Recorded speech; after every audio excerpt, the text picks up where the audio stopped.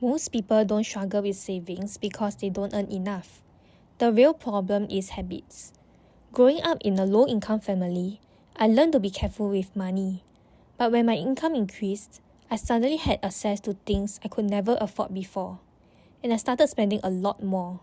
That's when I realized, money isn't just about buying things, it's about freedom. The freedom to make choices and create the life you truly want. Hi and welcome back to my channel. Here's a little self-intro. Hi, I'm Cici, and I'm 29 years old living in Singapore. If you're interested in personal growth, financial freedom, and getting through life's hardest challenge, you're in the right place. On this channel, I share my journey towards 3 big goals. Firstly, to achieve financial independence.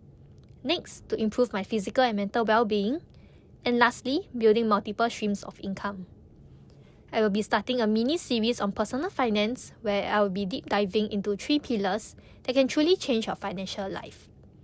Firstly, debt. How to clear it fast and stop letting interest eat away your income. Secondly, savings. The most practical ways to grow your savings rate without feeling deprived.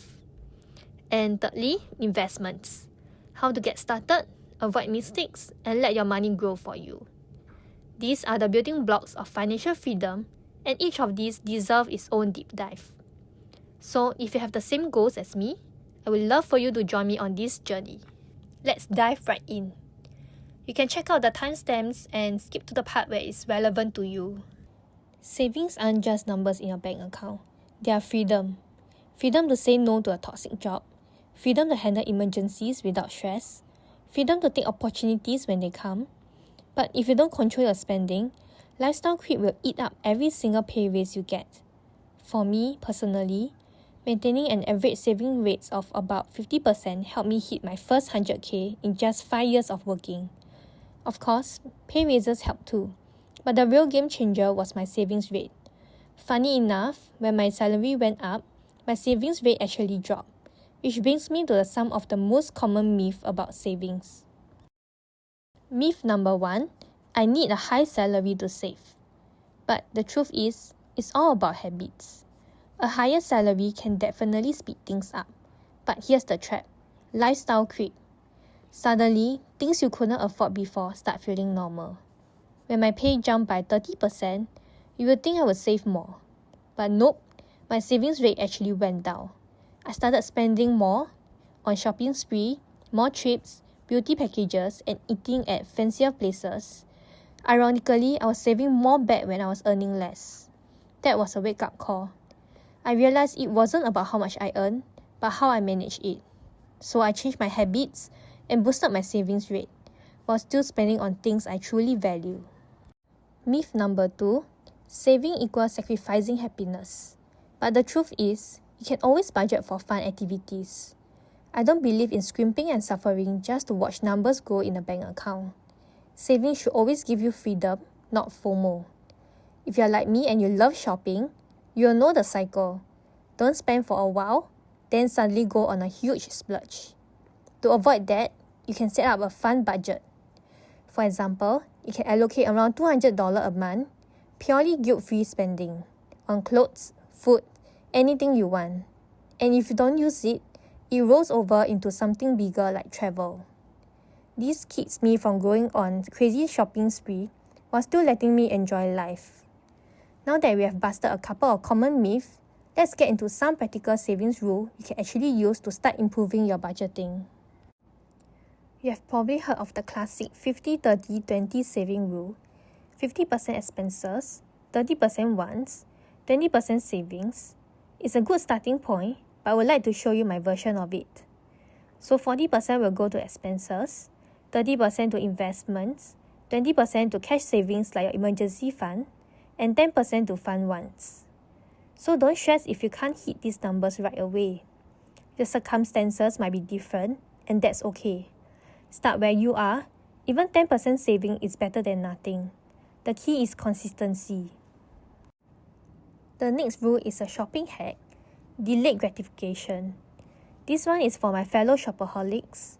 When you are tempted to buy, don't hit checkout right away. Add it to your cart, then walk away. Give yourself about a week. Most of the time, you'll forget about it. That's money saved without even trying. This method has saved me a lot of money over the years. And if you still want it after a week, wait for the big campaign sales, like 11/11. Not only do you get discount, but the waiting period forces you to ask, do I really want this, or was it just an impulse? The last rule is to automate your savings. Willpower is unreliable, but systems are not. Here's the trick. The moment your salary comes in, move money into separate accounts. Use sending instructions or apps to split into buckets: emergency fund, investment, joint account, and even your fund budget. Personally, here's what I automate. Credit card payments, so I'll never pay late fees. Savings into a joint account with my partner for big future expenses. And my investment, which I dollar cost average every month. A lot of people recommend full automation, and I do think it helps, but only up to a point. Personally, I find it tricky with credit cards since you can't deduct expenses directly from your bank balance in real time. I don't count investments as an expense. To me, that's the money that will fund my retirement.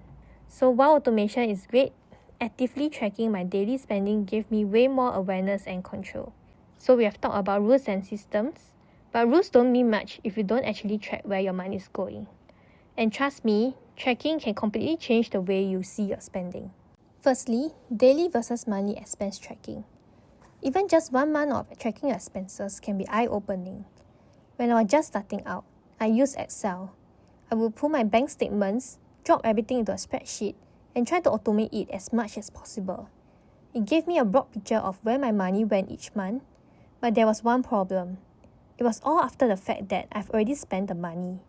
By the time I look at my expenses, I had already overspent. And with credit cards, it was even worse, because there's basically no spending limit. That's when I switched to tracking daily instead of monthly, and it was a game changer. The app I use and highly recommend, which I've mentioned in my previous video, is called Money Manager.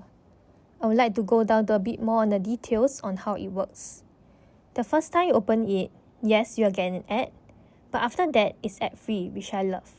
You log in your expenses as you go and categorize them, or even create your own custom categories. You can also track which credit card you're spending on, so you don't get blindsided by the bill later. It lets you set budget for each category and gives you a clear breakdown at the end of the month. Honestly, seeing those numbers in real time gave me so much more awareness and control over my spending. It wasn't just about cutting back, it was about making conscious choices. And speaking of conscious choices, one of the best frameworks I've come across is from Ramit Sethi's book, I Will Teach You to Be Rich. He talks about creating a conscious spending plan that breaks your money into 4 buckets. First, fixed costs, which is about 50%, for essentials like rent, bills, insurance, and subscriptions. Secondly, is investment, which is about 10%, includes your retirement or long-term wealth fund. Thirdly, savings goal, which is about 5 to 10%, for things like your emergency fund or short-term goals. Lastly, guilt-free spending, which is about 20 to 35%, is the fund money for shopping, travel, and hobbies. The best part is guilt-free. You are not depriving yourself, you are giving yourself permission to spend on things you love, while still staying on track with your goals. Ramit also recommends 3 things. Automate everything you can, so you save for your sleep. Track your progress regularly, so you know where you stand. Adjust your percentages as your life stage changes. I'll leave his resource link below. It's honestly worth checking out. So now you've got the rules and tools to manage your money. But what if you're asking, how do I actually increase my savings rate? Let's talk about some practical tips that can give you an instant boost. Tip number 1, avoid lifestyle inflation. Every time your salary goes up, it's tempting to upgrade everything. A nicer apartment, fancier meals, and new gadgets. But if your expenses rise as fast as your income, your savings rate won't increase. Tip number 2, direct bonuses and increments into savings or investments. One of the easiest hacks, pretend your bonus never existed. Every time you get a bonus or salary increment, you can immediately channel it into savings or investments before you even think about spending it. So out of sight, out of mind, and it compounds way faster than you think. Tip number 3, cut recurring expenses.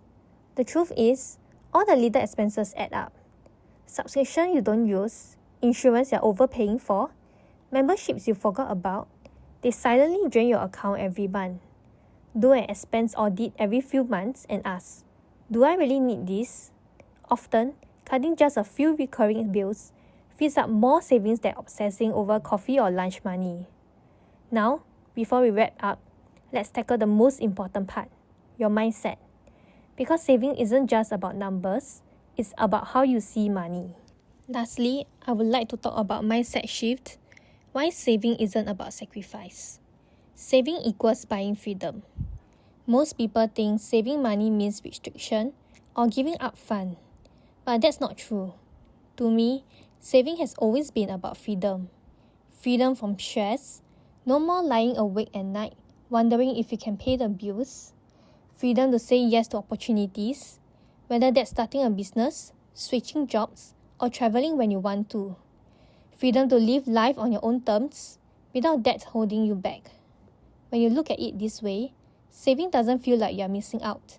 It feels like you're buying back control of your life. When I hit my first 100k in savings, it wasn't just about the money. It gave me the confidence to take bigger risks in my career because I had a financial cushion. And it helped when I lost my job and was diagnosed with cancer. That's the real power of savings. It opens doors you didn't even realize were closed. So at the end of the day, start small, stay consistent, and you'll be amazed at how fast your savings grow. Whether it's your first 1,000, 10k, or even 100k, it all begins with building that system and sticking to it. If there are 3 things I want you to remember from this video, it's this. Track your money so you know exactly where it's going. Automate your savings so you don't have to rely on willpower. And most importantly, build habits, not restrictions. Because money habits are what compound over time. And if you found this video helpful, don't forget to hit that like button and subscribe to the channel. Comment below with your own story, I would love to hear it. In the next video, I'll be showing you how to grow your savings into investments. That's the real next step in building wealth and freedom. You don't want to miss it.